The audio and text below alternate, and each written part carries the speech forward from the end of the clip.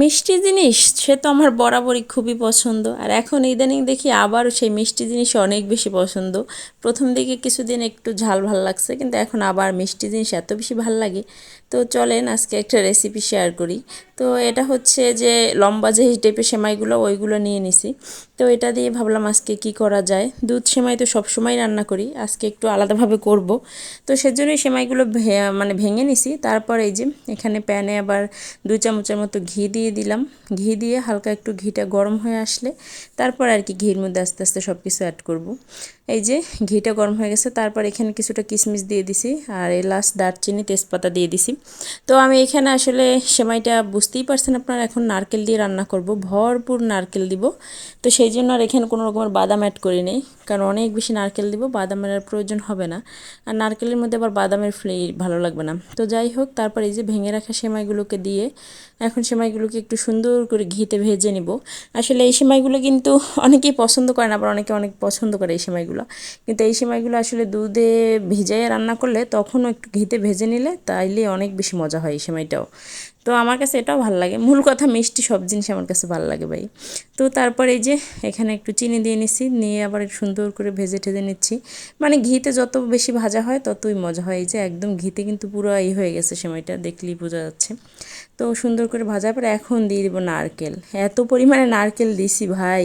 আর আল্লাহর রহমতে এবার আমার গ্যাসের প্রবলেমটা একটু কমই হচ্ছে।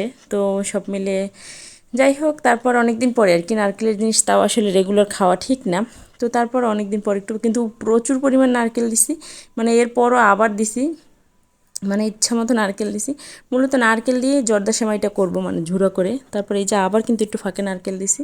তো দেওয়ার পর সুন্দর করে নেড়ে চেড়ে নিচ্ছিলাম নারকেলটার সাথে মিশিয়ে আর কি। তো এবার হচ্ছে এখন তো একটু শক্ত শক্ত রয়ে গেছে, তো ফাঁকে কিন্তু আমি নারকেলের দুধটাও দিয়ে দিছিলাম, একটু ছিল। তো এটা দিছি, তারপর আবার এখানে জাল করে রাখা দুধ ছিল, তো সেই দুধটাও আবার একটু দিয়ে দিছি।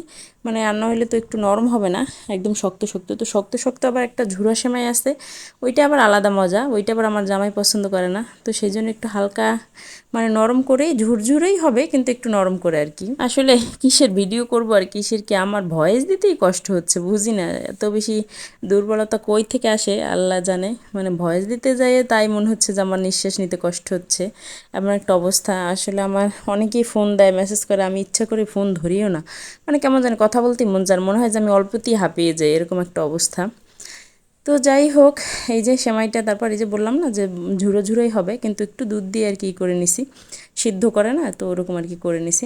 তো এই পর্যায়ে আসলে গুঁড়ো দুধ নামানোর আগে একটু গুঁড়ো দুধ দিলে অনেক বেশি মজা লাগতো, কিন্তু সেটা আমার মনেই ছিল না, এটা হচ্ছে বড় কথা।